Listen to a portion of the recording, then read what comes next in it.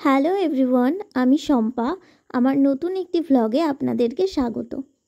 আমি তো ভালো আছি, আপনারা সবাই কেমন আছেন? আজকের রেসিপিটা একটু অন্যরকম। কিছু বেঁচে যাওয়া ভাত ছিল, সেটাকেই কিভাবে স্পেশাল খিচুড়িতে পরিণত করি সেটা দেখতে থাকুন। আপনারাও কি আমার মতো এরকম বেঁচে যাওয়া ভাত দিয়ে খিচুড়ি বানান? দেখুন, এখানে আমি নিয়েছি অনেক রকম ডাল। এর মধ্যে আছে কলাইয়ের ডাল, মুসুরির ডাল আর মুগ ডাল। এখন আমি যেটা করব, ওই চালটা আলাদা করে রেখেছিলাম। একটা কুকারের মধ্যে দিয়ে দিয়েছি বেশ কিছুটা সর্ষের তেল, আর দিয়ে দিয়েছি 2 টেবিল চামচ ঘি, আর তার মধ্যে দিয়ে দিয়েছি শুকনো লঙ্কা আর কিছুটা ফোড়নের জন্য জিরে। আর এখানে আমি গাটি কচু, আলু আর গ্রেট করে রেখেছিলাম আদা, টমেটো আর আলু, সমস্ত উপকরণগুলোকে, আর সাথে লঙ্কাও ছিল। সবগুলোকে আমি প্রেসার কুকারে দিয়ে দিলাম। আর যে আমার বেঁচে যাওয়া ভাতটা আমি টিফিন বক্সে রেখেছিলাম ওটা দিয়ে দিলাম, আর বেঁচে যাওয়া কিছুটা ডাল ছিল ওটাও দিয়ে দিলাম পরিমাণ মতো নুন আর হলুদ।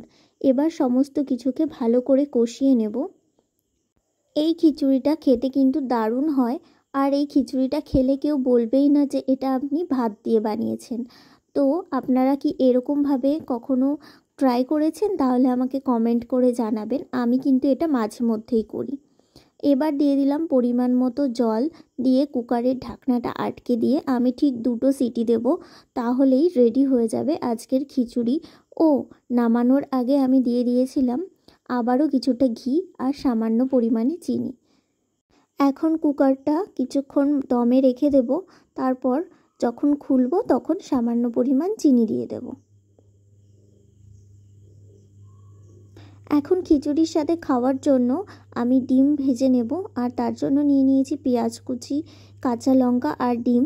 সবগুলোকে নুন দিয়ে ফেটিয়ে নিচ্ছি ভালো করে। তো যেরকম ডিমের রেসিপি হয়, ডিম ভাজার রেসিপি হয় আর কি, তেমনভাবেই করছি।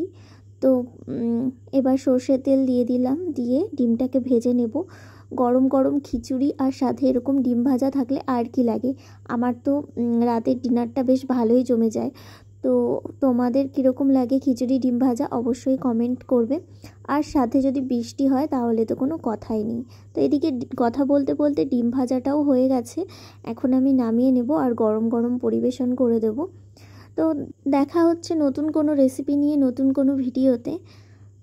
আর রেসিপিটা ভালো লাগলে অবশ্যই সাবস্ক্রাইব করবেন আমার চ্যানেলটিকে, আর ভালো লাগলে লাইক কমেন্ট শেয়ার করবেন।